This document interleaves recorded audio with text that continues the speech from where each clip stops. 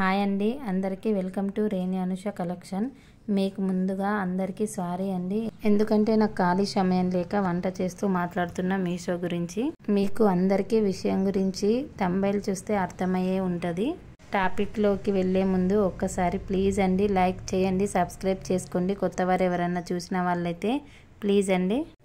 ఇక విషయం వచ్చేసి ఏంటంటే, అకౌంట్ క్రియేట్ చేసుకొని 2 months అవుతుందండి.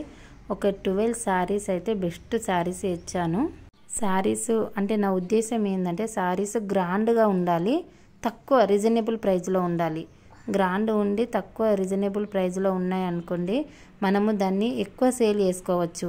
అలా 12 శారీస్ అయితే నాకు బెస్ట్ తక్కువ ప్రైస్లో అయితే వచ్చాయండి. వాటిని నేను డబుల్ రేట్తో డబుల్ ప్రాఫిట్తో అయితే మీషో సేలర్గా అకౌంట్లోనైతే నేను ఆ శారీస్ అయితే అప్లోడ్ చేశాను.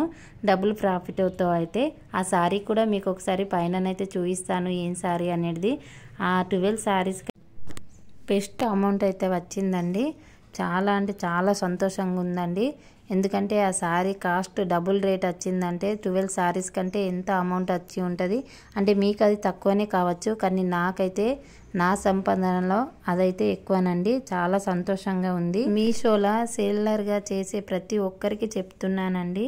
విషయం వచ్చేసి ఏంటంటే, మెయిన్ ఇంపార్టెంట్ లాస్ రావద్దు అనుకునే వాళ్ళు చాలా తక్కువ ప్రైస్లో బెస్ట్ క్వాలిటీలో శారీస్ తీసుకొస్తే మనం దానిపైన మార్జిన్ ఎక్కువ వేసుకోవచ్చండి.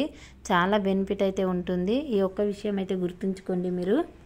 నేను మీషోలో సేలర్గా అకౌంట్ క్రియేట్ చేయాలనుకున్నప్పుడు యూట్యూబ్లో చాలా వీడియోస్ సెర్చ్ చేశానండి.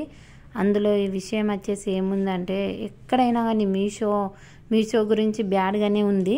అయితే వాళ్ళకి జరిగి ఉంటుంది, వాళ్ళకి జరిగితేనే అలా పెట్టారచ్చు.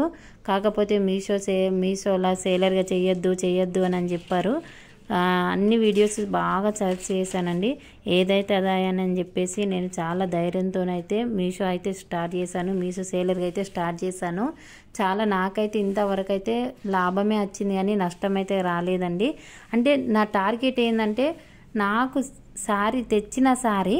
తెచ్చిన అమౌంట్ ఎంత అయితే నేను అమౌంట్ పెట్టి తెచ్చిన సారీ అదే కాస్ట్ పడ్డా పర్వాలేదు, కానీ నాకైతే లాస్ రావద్దు. నా మైండ్లో పెట్టుకున్న ఒకటండి, లాస్ అనేది ప్రాఫిటే, అసలు లాస్ అనేది కావద్దు అన్న మైండ్లో అయితే సెట్ చేసుకున్నా. నేను 20,000 పెట్టాను అనుకోండి, నాకు 20,000 వచ్చినా పర్వాలేదు, ఎక్కువ లాభం రాకున్నా పర్వాలేదు, కానీ 20,000 కింద మాత్రం లాస్ రావద్దు అనేదే నా టార్గెట్ అండి.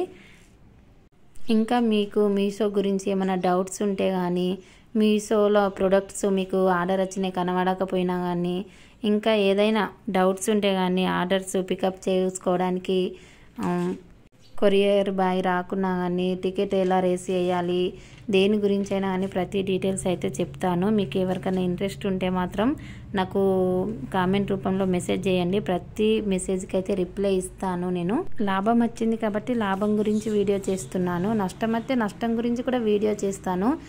లాభం గురించి చెప్పి మీ అందరినీ మోసం చేయాలన్న ఉద్దేశం అయితే నాకు కాదండి. మీషో సేలర్గా చేయాలనుకున్న వాళ్ళందరికీ ప్రతి ఒక్కరికి ఆల్ ద బెస్ట్ అండి.